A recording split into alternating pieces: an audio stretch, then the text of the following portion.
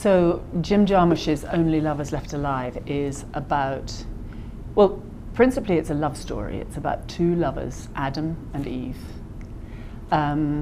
who have been together for a long time. He's kind of young, he's 500 years old, and she's an old bird, she's 3,000 years old, and they also happen to be vampires. It's about what it might be like to be a long-lived person, rebooting your curiosity constantly in life. I didn't have 3,000 years of life to draw on myself, but I don't think you have to be much more than 26 to know what it's like to get a little tired and need to re-enchant yourself with life. I think that feeling of fatigue, particularly for artists, can set in really quickly.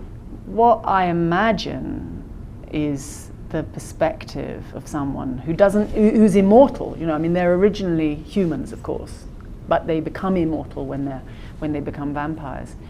The perspective of not having that cul-de-sac ahead of them, not knowing, as we all do, that we're going to go one way and it's sooner or later, but it's always going to be too soon, we're going to die.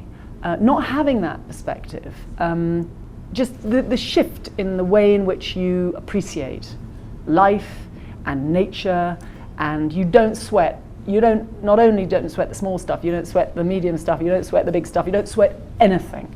I think that was really enticing for me.